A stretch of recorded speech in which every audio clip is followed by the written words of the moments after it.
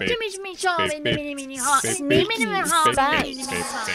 this is a video about us buying the smallest and cheapest fridge they had at Lowe's. And because of that, we had this big fridge hole, and we wanted to fill that fridge hole with, like, usefulness, but mostly with our spices. So, Sneaky Spice. This is our slidey, rolly, Sneaky Spice cabinet fridge thing. Here you go. Step 1, figure out the orientation that we're going to have, these canogligs, which is going to make up the structure of this thing. That's right. We're using the canogligs again.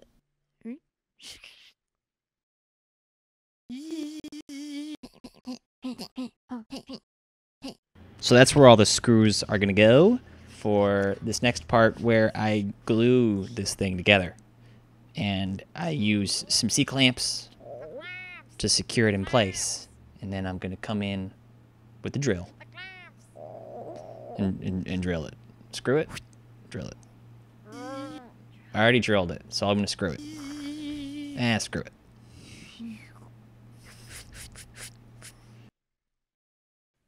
Groovy.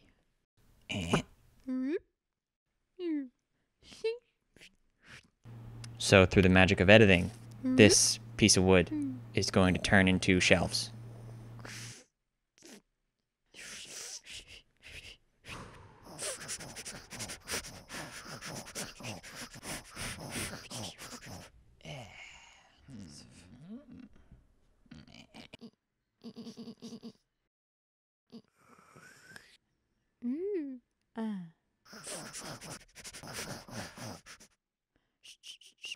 These are pieces of wood that are going to support those magic shelves that I was talking about. Yeah, there they are. All right.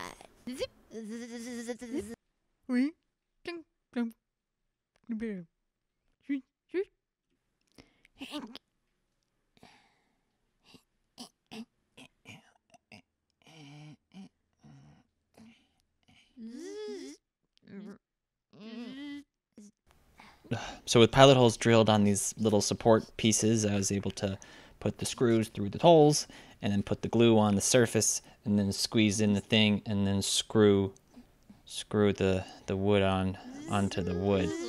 But I did it wrong first. I put it in the wrong spot pretty much immediately. So I had to take it off and do it right.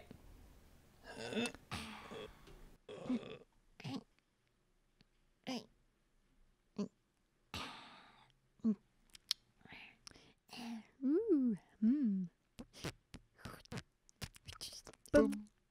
Boom.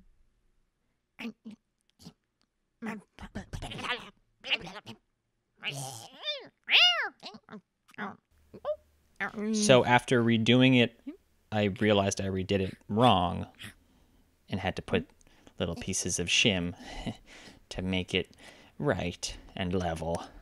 Because, I mean, why would I even want to do things right first? Like, who wants to do things right in the first place? That's too easy. That's what I always say.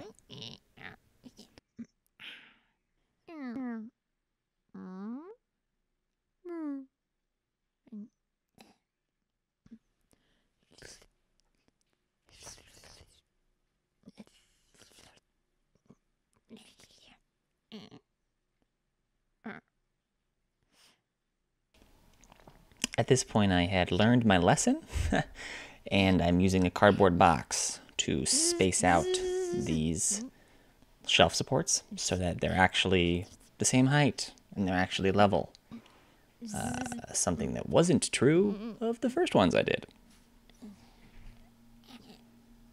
And those are the shelves that I cut earlier, and they're just in there. Like I didn't glue them or anything because they stay.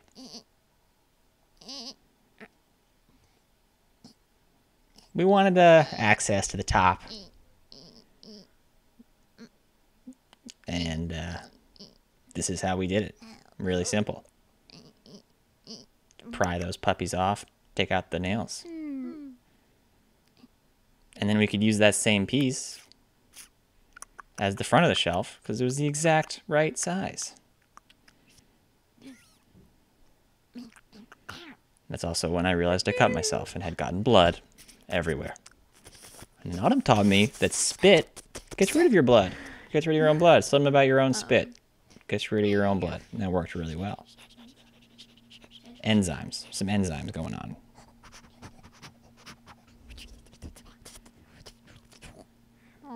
These are the pieces of wood that are gonna kind of hold up the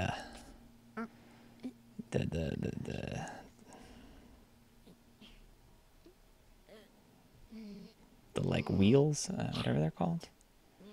I don't know. These are like this is like the track and wheels that you see everybody use because they're like on Amazon and they're not that expensive. Using one to be the guide for the other so that they're exactly the same. All right.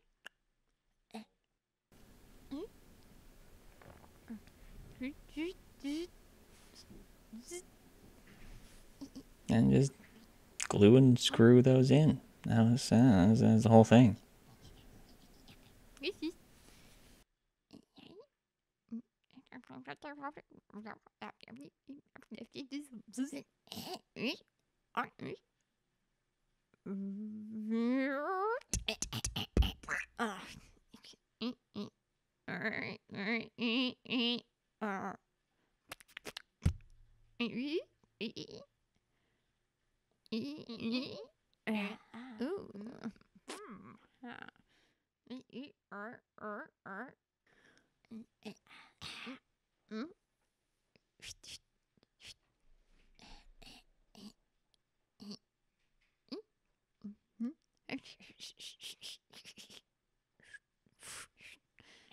This little area is going to have our most frequently used spisses. And I'm using a little metal bracket for these side shelves because I'm sick of wood glue.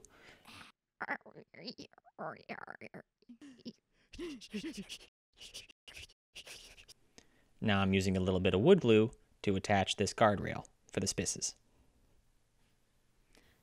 Now I am making the pieces that are going to be mounted to the wall.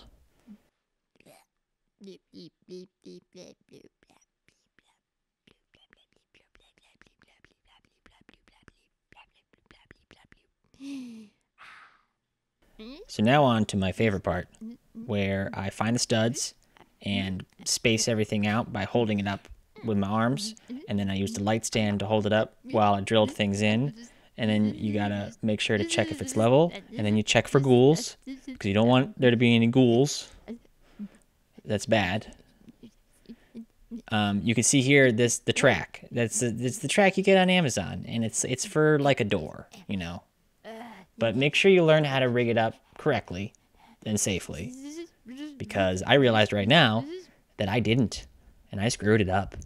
So I had to do some janky things that I'm not going to go in detail about because that would be unadvisable. So with everything else completed, it now needed some way to stay level, and that was going to be done with a little caster running along a smaller piece of wood mounted to the wall below the track. And to be the right distance from the wall, I had to put a little spacer. And this is just a scrap piece of Canogly box that had been, torn off earlier. And I'm just putting that thing on the thing here, using it as a guide for itself and screwing it in. And with that in, could test it, seemed freaking perfect. And I could screw that track piece of wood in on both sides. Now it was time for Autumn to paint it and make it look like actually a finished product. So the concept for this is, well, it just turned out to be a bit of a scary veggie tale. There's Broccoli Grandma and her pepper dog and garlic cat worshipping the pizza Illuminati. So I'm putting it up now after it's been painted, and we have already been using this for over a year. And here I'm putting in a little safety thing, which I'll talk about in a second. This Sneaky Spice has been freaking great. We have like very limited counter space and very limited cabinet space. And this took all our spaces off the counters, and we have access to our most used ones right there. We don't even have to pull them out, and then you can slide the thing out and get access. Look how freaking awesome Autumn's painting is. So here is a little safety piece that I added, and it's just there so like it can't come off the track. Safety third. And it was done. We were done with this project, and we're really happy with how it came out. It's a pretty unique situation we had with such this big ass fridge hole, and we were able to utilize it really well, I think. And we love our sneaky spice. And this spice. And this spice. And this. Oh, push it back. Oh! I don't know.